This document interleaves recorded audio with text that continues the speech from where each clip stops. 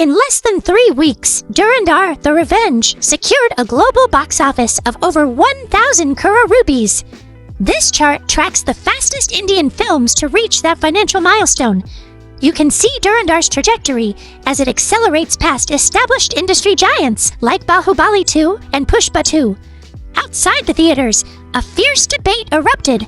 Political commentators and critics quickly labeled the film state-backed propaganda, pointing to its direct alignment with the ruling party's ideologies. Historically, when a movie leans heavily into divisive politics, it naturally limits its own reach. Alienating a large demographic typically caps a film's global earning potential.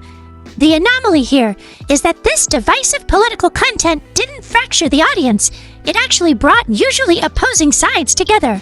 To understand how the film reached both the single-screen masses and the cynical critics, we have to look past the politics and examine the mechanics.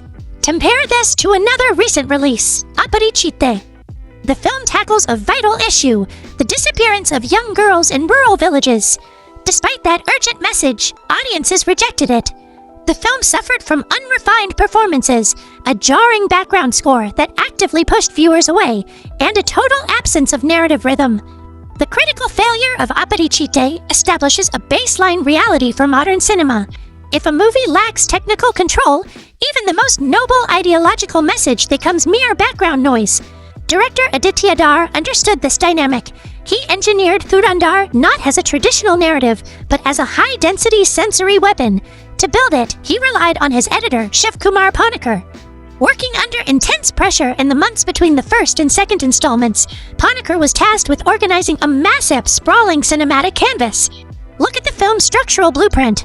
They took nearly 8 hours of dense narrative material and slashed it into 2 highly compressed theatrical releases. By combining this relentless pacing with visceral acting performances, the film creates an adrenaline-fueled physical experience. This hyper-paced execution is a deliberate shield. The editing moves so fast and the action hits so hard that the audience is left with no cognitive breathing room to stop and question the underlying political subtext. We can see the effectiveness of this shield in communities that typically avoid this content. On platforms like Letterboxd and Reddit, users are historically averse to hyper-masculine, right-leaning action films. But their reaction to Dhurandhar tells a different story.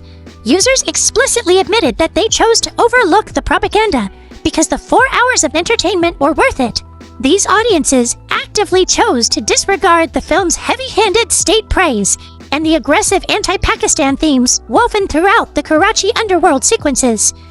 By wrapping an ideological agenda inside a flawlessly executed espionage thriller, the film operates as a Trojan horse. Viewers willingly consume the politics because the high-tier entertainment value demands their attention. Despite massive online speculation, casting director Mukesh Chabra recently confirmed that Dhurandhar 3 is not in development. The storyline ends here.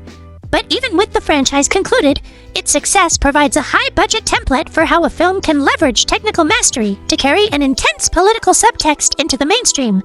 It has altered how many viewers engage with cinema. Increasingly, audiences are no longer drawing a hard line between pure entertainment and ideological messaging. For these viewers, the evaluation becomes a trade-off. They are willing to overlook the ideological pill if the technical scale and execution feel worth the price of admission. When the editing is sharp enough and the action loud enough, disagreement ceases to be a barrier.